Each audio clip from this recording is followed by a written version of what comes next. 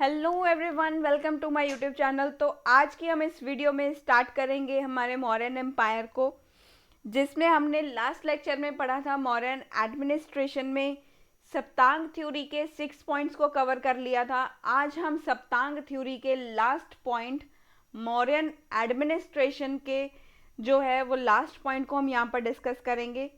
Mauryan administration जो है वो सप्तांग थ्योरी के ऊपर बेसिस के ऊपर चलता है। तो मौर्यन एडमिनिस्ट्रेशन में जो लास्ट पॉइंट हमारा रहता है डिस्कस करने वाला, वो है ये लास्ट और 7th पॉइंट है, जिसका नाम है मित्र। मतलब कि यहाँ पर अगर हम देखें तो हमारे इंटरनेशनल रिलेशंस को बारे में ही यहाँ पर डिस्कस किया है कि हमारे जो डिप्लोमेटिक मौर्यन एम्पायर जो था वो एक डिप्लोमेटिक रिलेशंस को इस्टेब्लिश कर रहा था। मौर्यन एम्पायर ने अपने डिप्लोमेटिक रिलेशंस को यहाँ पर इस्टेब्लिश किया विद वेरियस कंट्रीज। अपने डिप्लोमेटिक रिलेशंस को इन्होंने इस्टेब्लिश किया, डिप्लोमेटिक रिलेशंस को इन्होंने इस्टेब्लिश किया। जैसे कि अगर हम बात करें, इन्होंने रिलेशंस अपने अच्छे बनाए किनके साथ? ग्रीक्स के साथ। ग्रीस के साथ इन्होंने अपने डिप्लोमेटिक रिलेशंस को बहुत स्ट्रॉन्ग किया। जैसे कि हमने देखा मेगास्थनीज आए थे, सेल्यूकस निकेटर जो थे उन्होंने उनको भेजा था। और भी यहाँ पर जो थे हमारे जो अम्बेसडर्स के तौर पर यहाँ पर आए थे, इजिप्ट से यहाँ पर आए थे। इजिप्ट के राजा ने यहाँ पर जो है वो भेजा था, यहाँ पर अम्बेसडर को भेजा। तो यहाँ पर इन्होंने ग्रीक्स के साथ साथ यहाँ पर साउथ एशियन कंट्रीज जो थी इनके साथ भी अपने रिलेशंस को अच्छा किया था, इनके साथ भी अपने डिप्लोमेटिक रिलेशंस को इस्टेब्लिश किया। साउथ एशियन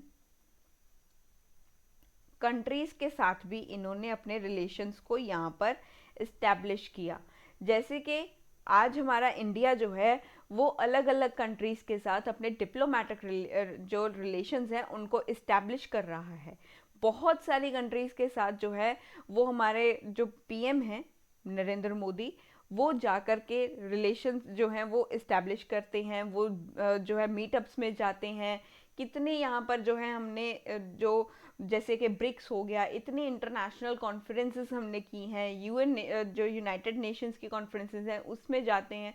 तो ये जो है वो एक डिप्लोमेटिक रिलेशन इस्टेब्लिश करने का एक ये यहाँ पर जो है हमने एक डोर को यहाँ पर ओपन करते हुए देखा, जो हमने मौर्यन एम्पायर से हमने ये चीज़ें देखने को मिल रही हैं। तो हमने G20 भी यहाँ पर करवाया, हमारे इंडिया में G20 हुआ था, वो भी बहुत अच्छी यहाँ पर एक एग्जाम्पल सेटअप हो रही है कि हमने जो है वो G20 में बहुत सारे कंट्रीज़ के जो हैं वो प्रेसिडेंट्स एंड प्राइम मिनिस्टर्स आए थे। तो उन्होंने भी यहाँ पर आकर के हमारे इंडिया के साथ एक अच्छा बॉन्ड जो है वो यहाँ पर इस्टेब्लिश किया। और हमारे इंडिया जो है आज भी जो है हम G20 जो हुआ था कनाडा में, तो हमारे इंडिया भी यहाँ वहाँ पर गया था।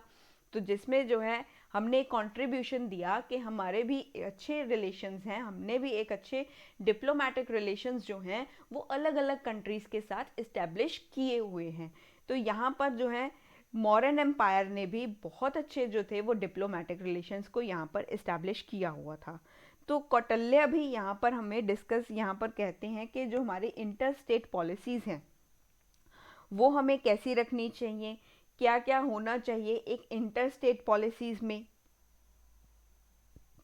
यहाँ पर हमें कौटिल्य ने भी बताया कि जो कौटिल्य थे उन्होंने कहा कि हमारे पास इंटर स्टेट पॉलिसीज़ होनी चाहिए, इंटर स्टेट पॉलिसीज़ होनी चाहिए ताकि जो है हम अपने डिप्लोमेटिक रिलेशंस को इस्टेब्लिश कर पाएँ। और ये सब चीज़ें जो हैं वो अलग अलग सर्कमस्टांसिस के ऊपर यहाँ पर हमें इस्टेब्लिश करनी चाहिए। तो यहाँ पर हम अभी यही जो हमारी 6 पॉलिसीज़ हैं, 6 पॉलिसीज़ इन्होंने दी थी। ये 6 पॉलिसीज़ को अब हम यहाँ पर डिटेलिंग के साथ डिस्कस करेंगे, जिन्हें बोला जाता है षड्गुण्या। षड्गुण्या और 6 पॉलिसीज़ जो एक किंग को फॉलो करनी चाहिए। जो एक किंग है एडमिनिस्ट्रेटिव रन करने वाला, जो किंग है उसको ये चीज़ें ज़रूर फॉलो करनी चाहिए ताकि उसका एडमिनिस्ट्रेशन अच्छा हो, ताकि उसका एम्पायर जो है वो बहुत अच्छे से यहाँ पर इस्टेब्लिश कर पाए। तो यहाँ पर सबसे पहले हमारे पास पॉलिसी आती है, पॉलिसी ऑफ पॉलिसी ऑफ संधि, पॉलिसी ऑफ संधि, जिसका यहाँ पर हम देखते हैं कि यहाँ पर पीस ट्रीटी जिसे बोला जाता है। पीस ट्रीटी, अगर कोई भी दो कंट्रीज के बीच में अगर कोई यहाँ पर वॉर है या कुछ भी है, तो वहाँ पर हम जो है एक संधि करवा सकते हैं कि ना आप हम पर वॉर कीजिए, ना हम आपके ऊपर वॉर करेंगे। तो ये चीज़ें जो है वो आप एक दूसरे के साथ वॉर बिल्कुल भी नहीं करेंगे, तो वो एक दूसरे के साथ वो क्या कर लेते हैं, संधि कर लेते हैं, जिसमें एक कंट्री जो होती है, एक साइड जो होती है वो हमारी वीक होती है हमारी एनिमी से। अगर एनिमी हमारा स्ट्रांग है और हम वीक हैं, तो क्या हम उसके ऊपर जो है अटैक करेंगे? कि हमें पता है कि हमारा एनिमी इतना ज़्यादा स्ट्रांग है, तो हम अपने एनिमी के ऊपर कभी जो है वो अटैक करने के बारे में सोचेंगे भी नहीं। हम यही सोचेंगे कि हमारी उनके साथ जो है वो अच्छे से बॉन्डिंग हो जाए, यही सोचेंगे। तो ये जो है इसीलिए यहाँ पर पीस ट्रीटी की जाती है, ताकि अगर यहाँ पर एक जो है वो वीक है और दूसरा जो है वो एनिमी स्ट्रांग है। तो यहाँ पर हमने पीस ट्रीटी देखी। सेकेंड है हमारे पास पॉलिसी ऑफ विग्रह, पॉलिसी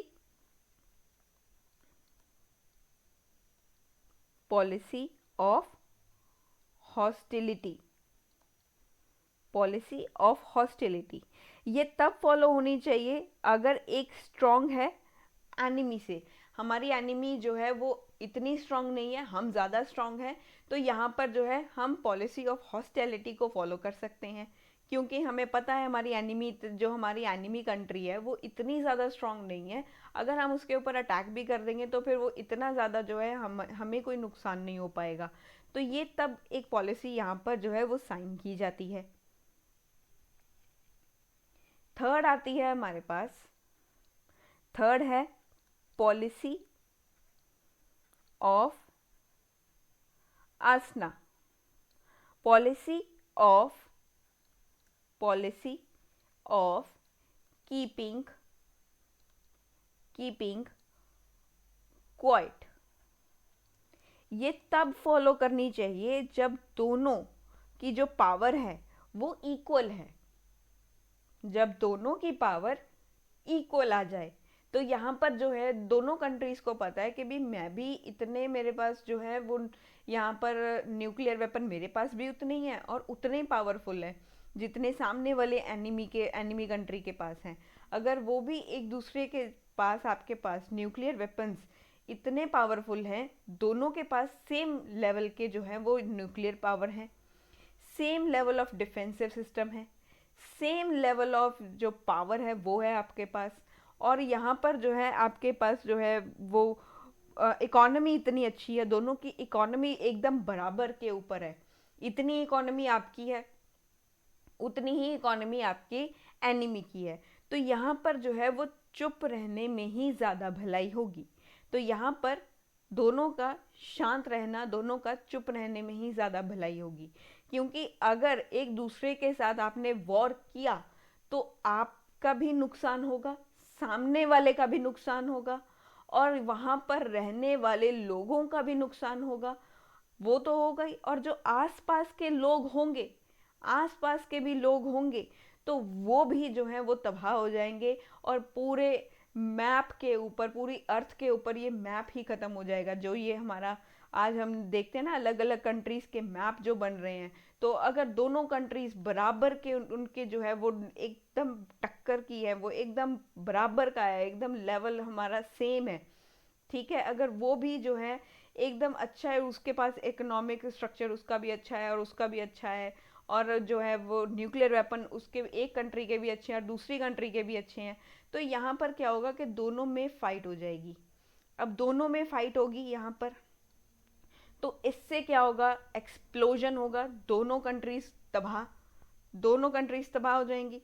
और इसका एक जो है वो ये भी कारण होगा कि आपके जो कंट्रीज जो तबाह होंगी, उसके साथ साथ जो नेबरिंग होंगी, यहाँ पर अगर नेबरिंग कंट्रीज जो होंगी उनको भी यहाँ पर जो है वो बहुत भारी नुकसान होगा। जो नेबरिंग कंट्रीज होंगी तो उनको भी भारी नुकसान होगा। आप आप दोनों जो कंट्रीज जो इतनी पावरफुल हैं, उन दोनों का अस्तित्व तो जाएगा ही जाएगा, साथ में बाकी की कंट्रीज जो हैं वो भी साथ में जाएंगी। तो जो छोटी छोटी बाकी की कंट्रीज बच जाएंगी, जिनका लेवल आपसे भी छोटा था, वो भी जाएंगी। और यहाँ पर पूरी धरती के ऊपर कुछ नहीं बचेगा। ना आप होगे, ना वो कंट्रीज होंगी, ना वो न्यूक्लियर वेपन्स होंगे, कुछ भी नहीं होगा। तो इससे अच्छा बेहतर यही चीज़ है कि शांत रहो, चुप रहो। तो दोनों का यहाँ पर चुप रहना ही बेहतरीन चीज़ है। एक दूसरे से आप जो है वो यहाँ पर चुप रहिए। अगर वॉर होगा तो दोनों कंट्रीज़ के साथ साथ बाकी की जो कंट्रीज़ होंगी उनको भी नुकसान होगा। तो ये चीज़ें जो है यहाँ पर ये कहते थे कि ये फॉलो करनी चाहिए। फोर्थ है, अगर हमारे पास यहाँ पर बात करें, पॉलिसी ऑफ यना। पॉलिसी ऑफ यना, marching on a military expedition. Marching on a military expedition. अगर एक जो है हमारे पास स्ट्रॉन्गर जो आर्मी है, एक आर्मी हमारे पास ज़्यादा स्ट्रॉन्ग है और दूसरी एनिमी की अगर हम आर्मी की बात करें वो इतनी ज़्यादा स्ट्रॉन्ग नहीं है, तो हमें ये पॉलिसी को अपनाना चाहिए। अगर आपके पास, आपको पता है कि हमारी एनिमी कंट्री जो है, मेरी दुश्मनी जो कंट्री है, हम दोनों के जो आर्मीज़ हैं, हम दोनों की आर्मीज़ में इतना डिफरेंस है कि मेरी आर्मी इतनी ज़्यादा स्ट्रॉन्ग है और सामने वाले की आर्मी इतनी स्ट्रॉन्ग नहीं है, तो उसके ऊपर अटैक करना ज़्यादा इजी होगा। उसको हम अटैक कर सकते हैं, उसके ऊपर हम जो है वो अपना पावर जो है हम दिखा सकते हैं। तो ये पॉलिसी यहाँ पर काम आने वाली है। तो ये पॉलिसी यहाँ पर जो है वो साइन की जाएगी। अगर हम नेक्स्ट पॉलिसी की बात करें, अगर हम नेक्स्ट पॉलिसी की बात करें तो पॉलिसी है पॉलिसी ऑफ समश्रया। समश्रया मतलब seeking shelter with another king or in a fort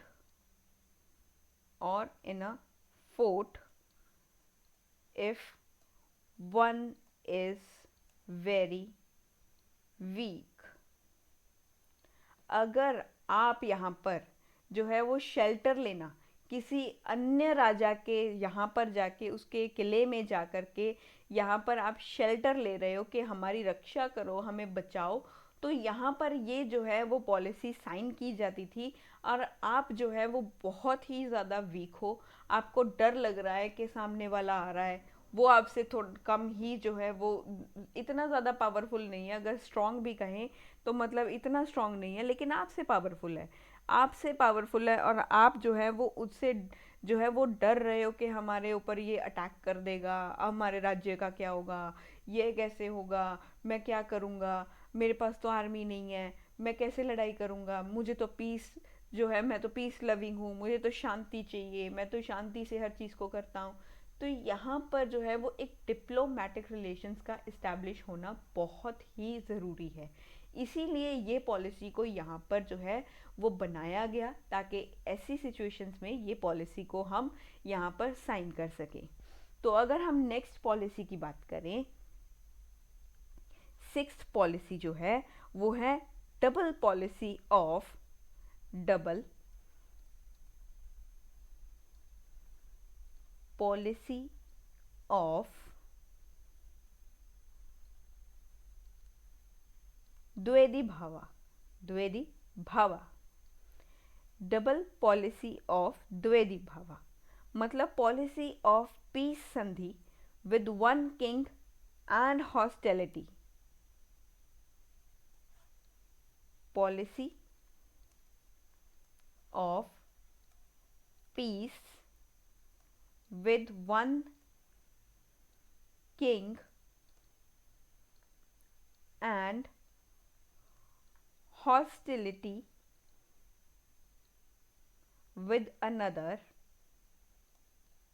with another, if one can fight the enemy with the help of an ally, if one can fight the enemy with the help of an ally।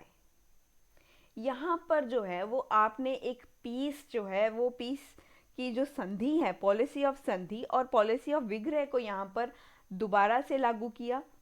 अगर जो है आपको लगता है कि आपके जो है वो किसी अन्य जो है राजा के साथ मिल करके उसके साथ मिल के आप जो है वो उस सामने वाली जो एनिमी है उससे आप जो है वो उससे लड़ाई कर सकते हो, उससे जो है फाइट कर सकते हो, पर अपने जो है जिससे आपने हेल्प मांगी है, जिससे आपने संधि की है, उससे वो कहते हैं ना भी दुश्मन का दुश्मन जो होता है वो दोस्त होता है। तो आपने उस जो आपका जो दुश्मन था, आपने जो है वो पता था कि आपको जो नेबरिंग कंट्री हो है, नेबरिंग कंट्री का भी सेम कंट्री के साथ जो है वो यहाँ पर रिलेशन इतने अच्छे नहीं है, तो आप क्या करोगे, आप नेबरिंग वाले से क्या करोगे, एकदम संधि कर लोगे, उससे संधि कर लोगे, उससे जो है एक हॉस्टैलिटी के साथ उससे बात करोगे, उसके साथ एक पॉलिसी आप हॉस्टैलिटी की साइन करोगे, एक संधि की यहाँ पर साइन करोगे कि भी ठीक है हम दोनों आपस में लड़ रहे थे, अब हम नहीं लड़ेंगे, हम एक दूसरे के साथ अच्छे से जो है हैंड इन हैंड चल के काम करेंगे, हाथ में हाथ डाल करके हम काम करेंगे, हम साथ साथ हैं वाली फीलिंग आएगी। और उससे क्या करेंगे, हम सामने वाले को जो है वो यहाँ पर हम जो है वो उसको हरा देंगे और फिर उसको उसके साथ फाइट करेंगे, उसका जो है राज्य को हथिया लेंगे। उस कितने षड्यंत्र आप उसके साथ बैठ करके रचोगे, ठीक है, वो क्योंकि आपके दुश्मन जो है उसका दुश्मन है वो, तो दुश्मन का दुश्मन हमेशा दोस्त होता है। तो वो दोस्ती को आपने जो है वो आप यहाँ पर यहाँ पर कंट्रीज थी, ये जो कंट्रीज है ये आपकी है, ये कंट्री के साथ भी आपका जो है वो कॉन्फ्लिक्ट था, इसके साथ भी इसके साथ भी कॉन्फ्लिक्ट हो रहा था, तो आपने इसके साथ जो है वो फ्रेंडशिप कर ली भी, ठीक है आज से हम जो है वो अभी मौसेरे भाई हो जाएंगे, आप जो है हमारी जो है वो अच्छे से फ्रेंडशिप हो गई, तो हमने एक संधि साइन की, आपने इसके साथ एक पीस की ट्रीटी साइन कर ली, एक हॉस्टैलिटी की साइन कर ली कि भी ठीक है भैया हम तुम्हें कुछ नहीं कहेंगे, तुम हमें कुछ मत कहना, एक दूसरे के साथ हाथ में हाथ डाल के हम साथ साथ हैं वाली फीलिंग आएगी। और हम एक जो है इसको हम यहाँ से निगलेक्ट कर देंगे, इसको भगा देंगे, इस राजा को यहाँ से जो है वो रफा दफा कर देंगे कि भाई तुम जाओ यहाँ से, तुम भाग जाओ, इसकी प्रजा जो है वो हमें अपना राजा मानने लगेगी, मैं जो है वो तुम राजा बन जाना, मैं तुम्हारा जो है वो यहाँ पर तो जो है वो छोटा राजा बन जाऊंगा या कुछ भी बन जाऊंगा, तो वो इस तरीके से वो कर लेगा। तो इस तरीके से जो है आप इसके साथ फाइट करने में यहाँ पर सक्षम हो जाओगे, जब दुश्मन का दुश्मन दोस्त बन जाएगा तब ये चीज़ें होंगी। तो ये चीज़ होती है यहाँ पर पीठ के पीछे छुरा खमोन जो है वो घुसेड़ने वाली बात आ गई यहाँ पर। अगर हम बात करें तो फिर इसे ये बोला जाता है कि यहाँ पर चोर जो है, यहाँ पर दोनों जो थे दुश्मन जो थे आपस में पहले, वो एक दूसरे के दोस्त बन गए, क्योंकि उसने थर्ड पार्टी को यहाँ पर इस एनिमी को इन्होंने हराना था, इस एनिमी को हरा दिया, इसके राज्य को हथिया लिया। तो ये पॉलिसी तब साइन की जाती है और इसे बोला जाता है डबल पॉलिसी ऑफ द्वैधीभावा। यहाँ पर अगर हम बात करें तो एक डिपार्टमेंट है फॉरेन अफेयर्स के, यहाँ पर अलग अलग डिपार्टमेंट्स थे। मौर्यन एम्पायर में फॉरेन अफेयर्स के डिपार्टमेंट थे, departments of foreign affairs, foreign affairs के यहाँ पर अलग अलग डिपार्टमेंट थे। तो यहाँ पर अगर हम देखें तो वो थे सबसे पहले निस्रीहर्ता दूता। यहाँ पर हमारे पास एक फॉरेन यहाँ पर डिपार्टमेंट है जिसमें फुल फ्लेज्ड पावरफुल अम्बेसडर्स थे। इसमें पावरफुल अम्बेसडर्स आएंगे, वो अम्बेसडर्स जो बहुत ज़्यादा पावरफुल हैं, बहुत पावरफुल कंट्रीज से आते हैं। तो सेकंड है हमारे पास परिमित्र परिमित्र दूता, यहाँ पर है हमारे पास। ये जो है, ये इनको बोला जाता है they could not go beyond his instruction in negotiation. They could not go beyond his in negotiation. They could not go beyond his instructions in negotiations। Third department यहाँ पर जो है वो है हमारा, मैं यहाँ पर ही लिख रही हूँ थर्ड डिपार्टमेंट। मेरे पास स्पेस कम थी तो मैंने यहाँ पर थर्ड डिपार्टमेंट यहीं पर मैंने जो है वो एडजस्ट कर दिया। आप नेक्स्ट जो है आपने नोटबुक पे अगर आप जहाँ पर भी नोट डाउन कर रहे हो तो वो उसके साथ में ही कर लीजिएगा। मेरे पास स्पेस कम थी तो मैंने यहाँ पर ये स्पेस का यहाँ पर यूज़ कर लिया। यहाँ पर थर्ड है संसारा दूता। संसारा दूता, इसको कहा जाता है देवर स्पेशल मैसेंजर्स। देवर स्पेशल मैसेंजर्स। इन्हें स्पेशल मैसेंजर्स का यहाँ पर जो है वो कहा, डिपार्टमेंट्स यहाँ पर दिए गए थे। तो ये हमने 3 डिपार्टमेंट्स यहाँ पर देखे जो फॉरेन अफेयर्स के साथ यहाँ पर जो है वो डील कर रहे थे। सर्टेन डिप्लोमेटिक्स जो थे वो की पोस्ट यहाँ पर हैं। ये डिप्लोमेटिक्स जो आए थे हमारे उनकी पोस्ट हैं। सबसे पहले पोस्ट हमने यहाँ पर बात की थी, सबसे पहली जो पोस्ट थी हमारी वो निश्री हर्ता दूता के बारे में यहाँ पर थी, जो पावरफुल एम्बेसडर थे। सेकंड पोस्ट है हमारी परिमित्र दूता के, जिनको यहाँ पर कहा गया है कि ये जो है एक इंस्ट्रक्शन के बियॉन्ड नहीं जा सकते। और तीसरा जो डिपार्टमेंट यहाँ पर है वो है संसारा दूता, जिन्हें यहाँ पर एक स्पेशल मैसेंजर्स का यहाँ पर डिपार्टमेंट दिया गया है। तो ये डिप्लोमेटिक्स की यहाँ पर पोस्ट थी हमारे मौर्यन एम्पायर में, जिसका हमने यहाँ पर जो है वो अच्छे से यहाँ पर डिटेलिंग में अच्छे से पढ़ लिया। तो ये हमारा मौर्यन एडमिनिस्ट्रेशन था। तो यहाँ पर हमारा मौर्यन एडमिनिस्ट्रेशन जो है वो ख़त्म होता है। चलते हैं हमारे अगले टॉपिक की ओर, जिसका नाम है मौर्यन सोसाइटी। मौर्यन सोसाइटी में अगर हम यहाँ पर बात करें तो मौर्यन सोसाइटी जो थी, तो यहाँ पर वर्ण सिस्टम यहाँ पर था। वर्ण सिस्टम यहाँ पर प्रसिस्ट कर रहा था। यहाँ पर वर्ण सिस्टम ऑलरेडी पहले से ही, जैसे कि लेटर वैदिक टाइम से हमने पढ़ते आ रहे हैं कि जो है वो हमारा वर्ण सिस्टम जो है वो चलता आ रहा है। तो यहाँ पर भी वर्ण सिस्टम तो ऑलरेडी एग्जिस्ट कर ही रहा था। वर्ण सिस्टम persisted. ब्राह्मण and Kshatriya rule the social hierarchy. यहाँ पर भी जो ब्राह्मण और क्षत्रिय थे वो एक सोशल जो हायरार्की थी कि भी ये जो है ये पोस्ट, ये जो कास्ट है, ये जो क्लैन के लोग हैं, इस क्लैन के लोग जो हैं वो यहाँ पर आज भी जो है वो उच्च कास्ट के जो है उच्च जो क्लैन था हमारा, अपर क्लैन के जो लोग यहाँ पर माने जाते थे वो इन्हें ही माना जाता था। इनका सोशल जो यहाँ पर अगर हम देखें तो इनका सोशल कैरेक्टर जो है वो अपर यहाँ पर रखा जाता था। ब्राह्मण्स एंड क्षत्रिय तो इनको यहाँ पर जो है वो एक सोशल स्टेटस दिया जाता था। इन्हें जो है वो सोशल स्टेटस अच्छा दिया जाता था। सोशल स्टेटस इनका अच्छा था कि ये जो है वो हायर रैंक के हैं, इन्हें जो है वो हायर रैंक का माना जाता है। और यहाँ पर भी बुद्धिज़्म और जैनिज़्म की तरह यहाँ पर भी चैलेंजेस आए थे। तो यहाँ पर भी चैलेंजेस आए। अगर यहाँ पर देखें तो ट्रेड एंड कॉमर्स यहाँ पर ज़्यादा ग्रो किया। मॉडर्न एम्पायर में अगर हम देखें तो यहाँ पर ट्रेड बहुत ज़्यादा फ्लरिश किया था। यहाँ पर ट्रेड एंड कॉमर्स तो बहुत ही ज़्यादा एलेबोरेटली यहाँ पर जो है वो फ्लरिश किए। तो यहाँ पर जो है हमें देखने को मिला कि यहाँ इनके फ्लरिश करने से, इनके इंक्रीज़ होने से यहाँ के जो वेश्यास थे, जो यहाँ पर ट्रेडिंग कर रहे थे, जो वेश्यास थे, वेश्यास जो थे, इनके यहाँ पर सोशल जो स्टेटस था, इनके सोशल स्टेटस में बहुत ही ज़्यादा जो है वो इम्प्रूवमेंट देखने को मिला।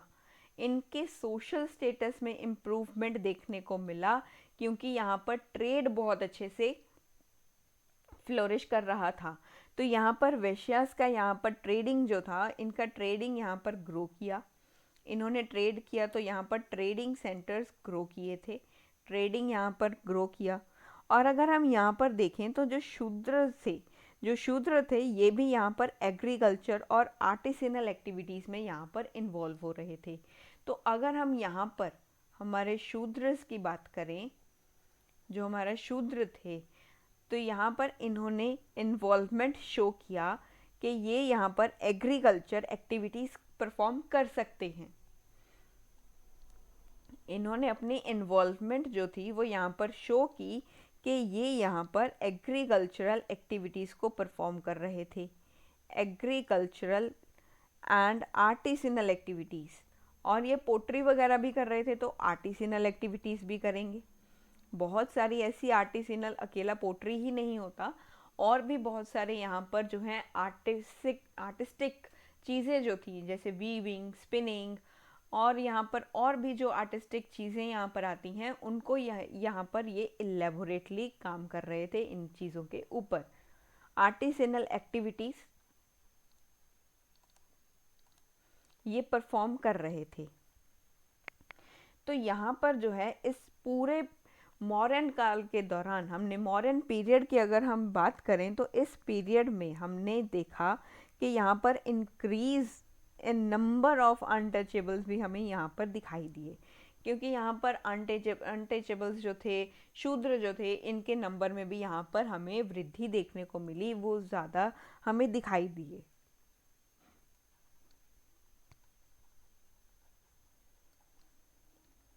increase in number of untouchables during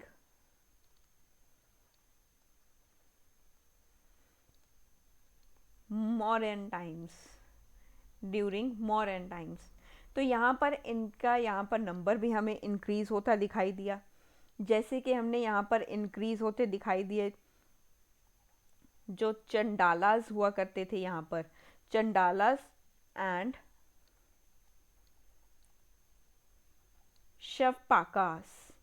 शवपाकास यहाँ पर जो थे, इनका यहाँ पर हमने नंबर ग्रो होते हुए देखा। इनको जो है वो डॉग ब्रीडर्स कहा जाता है।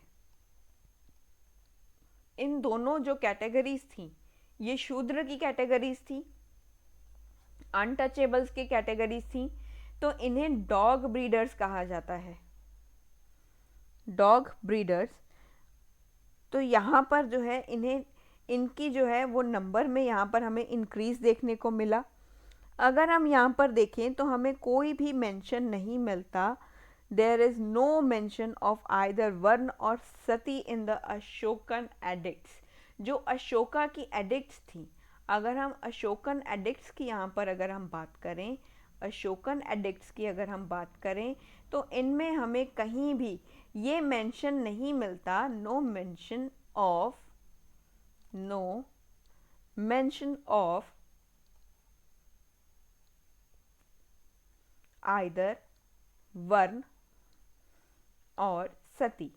ये कहते हैं कि अशोकन एडिक्ट्स के अंदर जो है वो हमें कभी मिला ही नहीं कि यहाँ पर कभी वर्ण सिस्टम की बात की जा रही होगी या कभी सती प्रथा की यहाँ पर बात की जा रही होगी।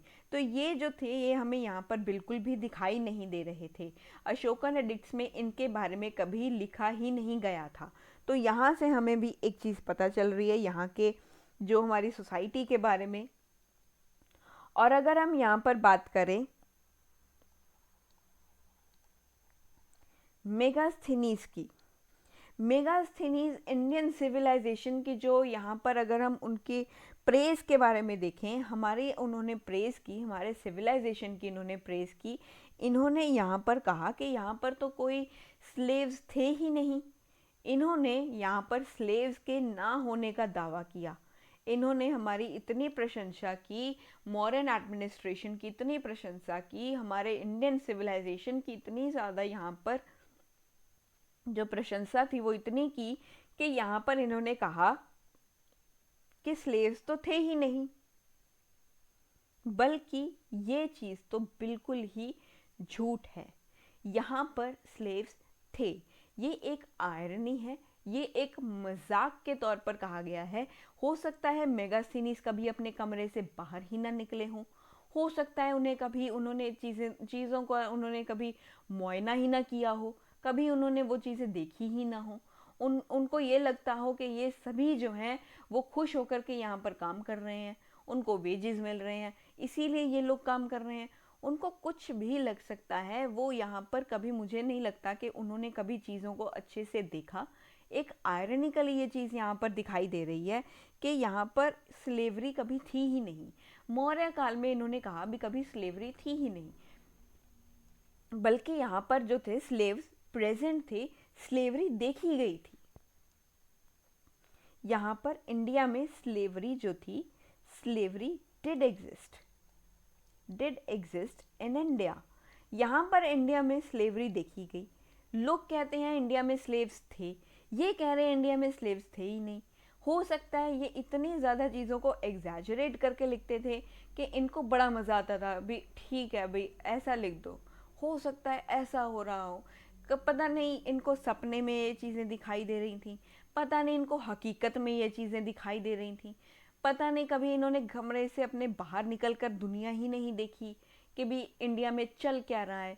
इनके तो अगर हम वो ऐड की अगर हम बात करें कि इंडिया में चल क्या रहा है, तो इंडिया में फॉग चल रहा है, तो ये जो है वो एक चीज़ यहाँ पर वही मानकर बैठे थे कि इंडिया में फॉग चल रहा है, सभी फॉग का यूज़ कर रहे हैं। ओके, बाकी के ब्रांड्स के बारे में तो ये बात ही नहीं कर रहे थे। उसी तरीके से कभी इन्होंने स्लेवरी इन्होंने यहाँ पर कहा भी थी ही नहीं, बल्कि इंडिया में स्लेवरी तब एग्जिस्ट कर रही थी। इंडिया में स्लेवरी एग्जिस्ट कर रही थी at that time. It is true there was slavery in India at that time. तो स्लेवरी थी, लेकिन मेगास्थनीज कहते हैं कि वहाँ पर स्लेवरी थी ही नहीं। ये इंडिया को पता नहीं प्रेज कर रहे हैं, पता नहीं आयरनिकली ये बात बोल रहे हैं, अभी ये मेगास्थनीज जानते हैं और कोई नहीं जानता। तो यहाँ पर ये माना जाता है कि स्लेवरी इंडिया में एग्जिस्ट कर रही थी। तो अगर हम यहाँ पर देखें,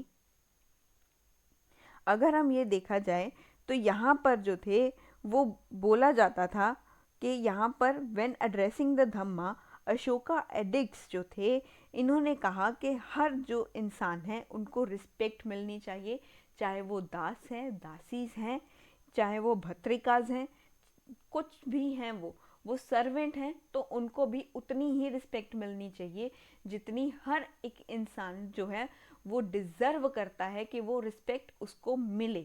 तो यहाँ पर हर इंसान, हर व्यक्ति जो है वो रिस्पेक्ट को डिज़र्व करता है। तो इसी वजह से अशोका के जो एडिक्ट्स थे, अशोका ने जब अपने धम्मा को यहाँ पर जो है वो प्रचार किया, धम्मा को स्प्रेड किया, तब उन्होंने एक ही बात बोली थी कि यहाँ पर हमें हर किसी के साथ रिस्पेक्टफुली जो है वो पेश आना चाहिए, रिस्पेक्टफुली एक दूसरे से बात करनी चाहिए।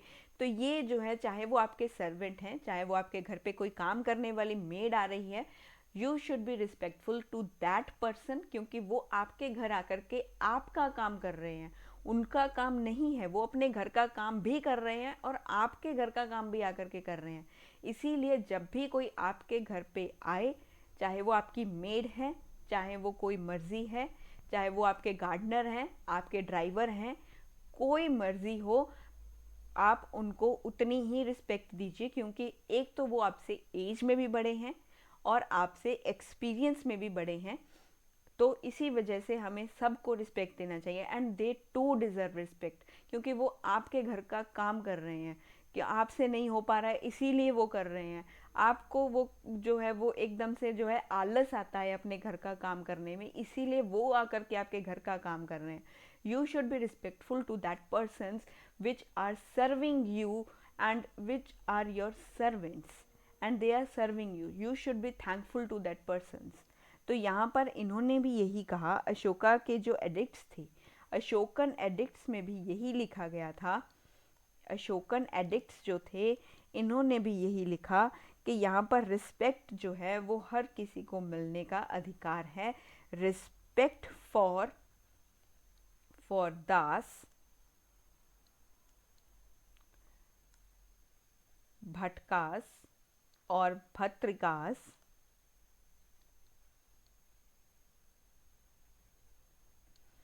जिन्हें सर्वेंट बोला जाता है, जिन्हें सर्वेंट्स बोला जाता है, जिन्हें स्लेव्स बोला जाता है, उनके साथ भी आपको जो है वो अच्छे से पेश आना चाहिए, उनको भी उतनी ही रिस्पेक्ट आपको देनी चाहिए। तो यहाँ पर जो है वो कौटिल्य ने एक यहाँ पर लिस्ट दी है वेरियस रूल्स एंड पेनाल्टीज़ की।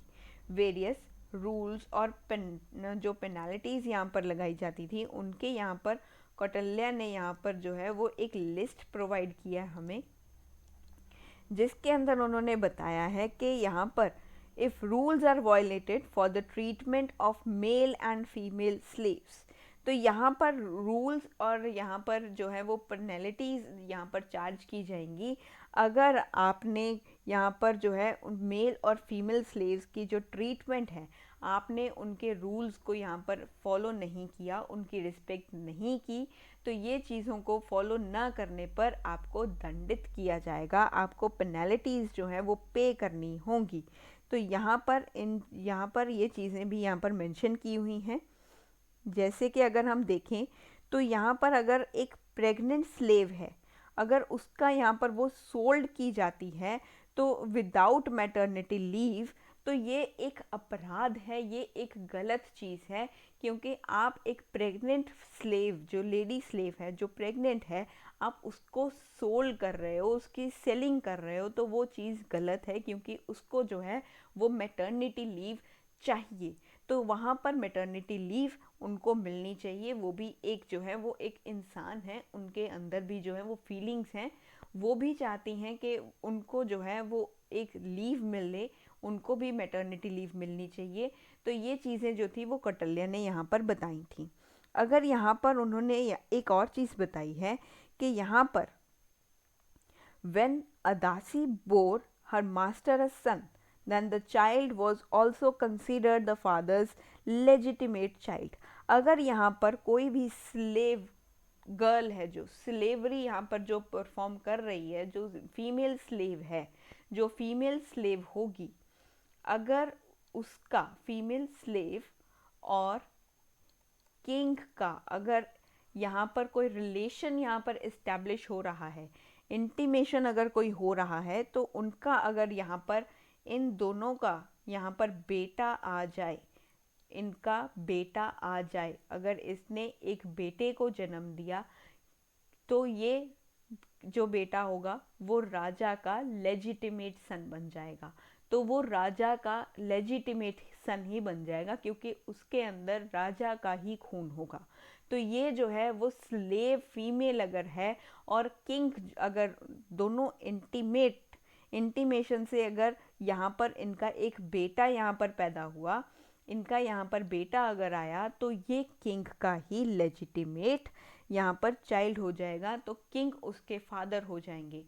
तो ये जो है फादर हो जाएंगे, इसके किंग फादर होंगे अपने बेटे के, लेजिटिमेट होंगे, और ये इलेजिटिमेट चाइल्ड नहीं होगा, ना जायज़ नहीं होगा, जायज़ औलाद होगी इनकी, ये जायज़ औलाद हो जाएगी राजा की, जायज़ औलाद जिसे बोला जाता है, ये वो हो जाएंगी। तो ये कुछ पॉइंट्स थे जो कौटिल्य ने दिए थे कि ये चीज़ें अगर नहीं फॉलो हुई तो पेनल्टीज़ भी पे करनी पड़ सकती हैं, और ये रूल्स को वायलेट करना एक जो है वो एक अपराध बन जाएगा, और इससे आप जो है वो दंडित आपको किया जाएगा। तो ये चीज़ें कौटिल्य ने बताई। ये हमारा था मॉडर्न सोसाइटी के बारे में। तो चलिए अब हम चलते हैं हमारे मॉडर्न सोसाइटी के बाद जो हमारा नेक्स्ट पॉइंट आता है, जिसमें हम आज स्टार्ट करेंगे हमारे मॉडर्न आर्ट एंड आर्किटेक्चर को। मॉडर्न आर्ट एंड आर्किटेक्चर, थोड़ा सा आज इसकी डिटेलिंग समझेंगे। अगर इसका ओवरव्यू देखें कि मॉडर्न एम्पायर में हमने कौन कौन सी चीज़ों का यहाँ पर चीज़ें देखी और कौन कौन सी चीज़ों से हमें पता चला कि यहाँ पर आर्किटेक्चर कैसे इस्टेब्लिश हुआ। ये हमारा एंशियंट के साथ भी बहुत इम्पॉर्टेंट टॉपिक है। ये एंशियंट से रिलेट करके भी यूपीएससी यहाँ से क्वेश्चन पूछता है। और अगर हम यहाँ पर बात करें तो ये आर्ट एंड कल्चर के लिए भी बहुत इम्पॉर्टेंट टॉपिक है। ये आर्ट एंड कल्चर के लिए भी बहुत इम्पॉर्टेंट टॉपिक हो जाएगा। तो यहाँ पर हम इसका आज एक छोटा सा ओवरव्यू देखेंगे। डिटेलिंग में हम इसे नेक्स्ट लेक्चर में कवर करेंगे, जिसमें हम आर्ट एंड आर्किटेक्चर को एकदम अच्छे से और डिटेलिंग के साथ यहाँ पर जो है वो पढ़ेंगे। और यहाँ पर सबसे पहले तो मैं आपको इसका एक ओवरव्यू बता देती हूँ कि यहाँ पर क्या हो रहा था। तो यहाँ पर हम पढ़ेंगे एक तो अशोकन पिलर के बारे में, जो हमारे अशोका के जो पिलर्स थे, अशोकन पिलर, जैसे कि जो हमारा अशोका का पिलर है सारनाथ में सांची स्तूपा है, सांची स्तूपा को पढ़ेंगे। ये बहुत ही इम्पॉर्टेंट स्तूपा है, अशोका के टाइम से ही ये बहुत इम्पॉर्टेंट हो चुका था। और यहाँ से ही ये एक ऐसा पीरियड है जहाँ से हमारे जो रॉक कट की जो यहाँ से रॉक कट और स्तूपा आर्किटेक्चर है, रॉक कट आर्किटेक्चर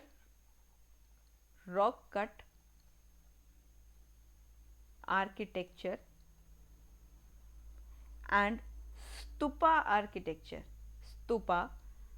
आर्किटेक्चर, ये बहुत अच्छे से यहाँ पर जो है वो एलेबोरेट करना स्टार्ट किया। इसकी यहाँ से एक अच्छी बिगनिंग शुरू हुई और ये आगे चल करके इतना विशाल होता गया, हमारा आर्ट एंड कल्चर इतना यहाँ पर फ्लरिश किया कि जो चीज़ें यहाँ पर हमने देखी वो एकदम जो थी वो एकदम चौंकाने वाली चीज़ें यहाँ पर हमें देखने को मिली। तो यहाँ से एक हमें नई बिगनिंग, एक न्यू एंड इम्पॉर्टेंट बिगनिंग हमें यहाँ से दिखाई दे रही है। ये बहुत ही इम्पॉर्टेंट बिगनिंग है हमारी, जिसमें हम रॉक कट आर्किटेक्चर और स्तूपा आर्किटेक्चर को यहाँ पर डेवलप होता हुआ देखेंगे। और मौर्य पीरियड में अगर हम बात करें, मौर्य पीरियड में हम स्टोन कल्चर को भी देखेंगे। तो मौर्यन पीरियड में यहाँ पर हम स्टोन आर्किटेक्चर, स्टोन कल्चर और स्टोन आर्किटेक्चर को यहाँ पर जो है वो इमर्ज करता हुआ यहाँ पर देखेंगे। तो यहाँ पर हम देखेंगे जो मौर्यन रूलर थे, मौर्यन रूलर जैसे अशोका, किंग अशोका, इन्होंने बहुत ही एक सपोर्ट दिया आर्किटेक्चर को। ये बहुत सपोर्टिव थे आर्किटेक्चर के लिए। इन्होंने सपोर्ट किया यहाँ पर आर्ट फॉर्म्स को, बहुत सारी जो आर्ट फॉर्म्स थी उनको यहाँ पर सपोर्ट किया। जैसे कि अगर हम आर्ट फॉर्म्स की बात करें तो इन्होंने स्टोन स्कल्पचर्स जो थे इनको यहाँ पर जो है वो प्रमोट किया, उनको सपोर्ट किया। रिंग एंड डिस्क स्टोन्स जो थे इनको यहाँ पर इन्होंने सपोर्ट किया। टेराकोटा फिगराइंस को इन्होंने सपोर्ट किया, टेराकोटा फिगराइंस को इन्होंने सपोर्ट किया। स्तूपा आर्किटेक्चर को इन्होंने यहाँ पर बहुत सपोर्ट किया। तो इनके टाइम से अगर हम देखें तो यहाँ पर आर्किटेक्चर बहुत अच्छे से फ्लरिश किया। इनके टाइम पर आर्किटेक्चर तो बहुत अच्छे से फ्लरिश किया। तो इनको हम कल के लेक्चर में एकदम अच्छे से और डिटेलिंग के साथ पढ़ेंगे और बहुत एलैबोरेटली चीज़ों को डिस्क्राइब करेंगे, जिससे आपको चीज़ें बहुत अच्छे से और प्रिसाइजली जो चीज़ें होंगी वो आपको समझ में आ जाएंगी। और ये टॉपिक हमारा एंशिएंट और आर्ट एंड कल्चर दोनों से रिलेटेड है। तो यहाँ पर समझ लोगे तो जब आर्ट एंड कल्चर का जब पढ़ोगे तब उसमें आपको ज़्यादा दिक्कत नहीं आएगी चीज़ों को समझने में। तब वो चीज़ें आप एकदम से रिकॉल कर पाओगे भी, ठीक है हमने एंशिएंट में ये पढ़ा था तो ये हमारा इम्पॉर्टेंट है और ये हमारा को रिलेट कर रहा है हमारे दोनों सब्जेक्ट्स के साथ। तो ये चीज़ें बहुत इम्पॉर्टेंट होती हैं। जो ऑप्शनल के स्टूडेंट हैं ये उनके लिए भी इम्पॉर्टेंट है, और जो ऑप्शनल नहीं लेते हिस्ट्री का मतलब कि वो जीएस में सिर्फ इसको कवर करते हैं, ऑप्शनल नहीं लेते, उनके लिए भी ये बहुत इंपॉर्टेंट हो जाता है। ऑप्शनल वालों के लिए तो है ही बहुत इंपॉर्टेंट। तो इसे हम नेक्स्ट लेक्चर में कवर करेंगे। तो तब तक के लिए आप बने रहिए मेरे साथ एंशियंट हिस्ट्री की सीरीज़ में।